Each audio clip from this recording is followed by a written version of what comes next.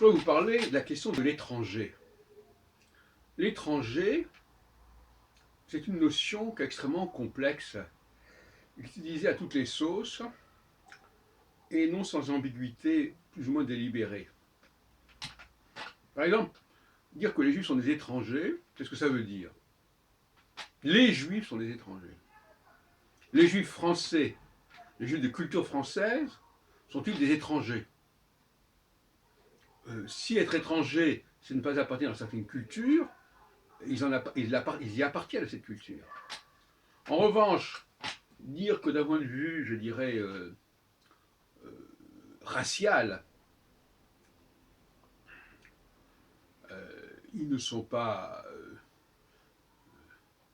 de même nature que le reste des Français, ça peut se défendre. Mais est-ce qu'on peut employer le mot étranger dans ce cas-là? On ne va pas l'employer à toutes les sauces, le mot étranger, quand même, il ne faut pas exagérer. Donc, d'un point de vue purement factuel, les Juifs français sont français. Tout comme d'ailleurs les Juifs, comme tous les ressortissants qui vivent en France et qui sont imprégnés pleinement de la culture française, de la langue française, de l'histoire de France, ils sont français, ils ne sont pas étrangers. En revanche, des Juifs israéliens ou des Juifs de tel et tel pays, Angleterre, États-Unis, Russie, etc., sont des Juifs étrangers, sont étrangers. Donc il ne faut pas tout mélanger. Les Juifs sont français de culture et sont étrangers, si on peut dire, d'origine. Hein, bon. Et alors il y a évidemment des Juifs de souche française et des Juifs qui viennent d'autres pays ou qui sont issus d'une immigration plus ou moins récente. Même sous Vichy, on distinguait les Juifs français de souche française et les Juifs arrivés depuis peu. On faisait la différence. À telle enseigne que le Veldiv, la rafle des Veldiv, a concerné ces Juifs étrangers. Mais les Juifs étrangers, ça ne veut pas dire que tous les Juifs sont des étrangers. D'ailleurs, à la limite, un Juif qui arrive en Israël, il est étranger à la société israélienne. Donc il est étranger à une certaine culture israélienne, mais il est de la même, si on veut, de la même race, de la même origine que tous les Israéliens. Donc on fait exprès de jouer sur ces mots-là, et moi j'ai l'intention donc de rétablir les choses et de ne pas laisser dire n'importe quoi. Le mot étranger est utilisé à tort et à travers.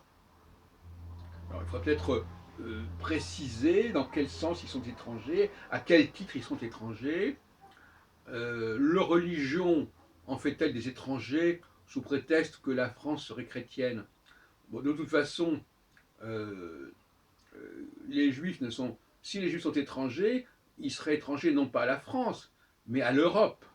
Parce qu'on pourrait admettre qu'effectivement, en Europe, il y a une certaine race dominante, une certaine religion dominante, qui est commune à tous les pays européens. Et effectivement, de ce côté-là, ils sont étrangers à cette Europe, puisqu'il n'y a pas de culture européenne stricto sensu. Mais ils ne sont pas étrangers à la culture française. Là encore, on pourrait introduire de nouvelles modalités, de nouvelles nuances. Alors apparemment, on a un vocabulaire qui est insuffisant dans ces domaines-là, et qui met dans le même sac des situations totalement différentes, sous le même terme. Et est-ce que c'est volontaire? Certains, à mon avis, profitent de cette ambiguïté, de cette ambivalence du langage, du lexique, pour faire passer une désinformation. La désinformation, c'est que les Juifs sont des étrangers, c'est une désinformation. Au niveau de la langue française, de la culture française, c'est une déformation totale. En tout cas, dire les Juifs, c'est déjà une forme d'antisémitisme. Il n'y a pas les Juifs. Alors c'est pas parce qu'il y a des Juifs étrangers que les Juifs de France sont étrangers. Je veux dire, c'est encore un amalgame absolument aberrant. Voilà. Donc c'est ça que je voulais mettre en garde sur ce point.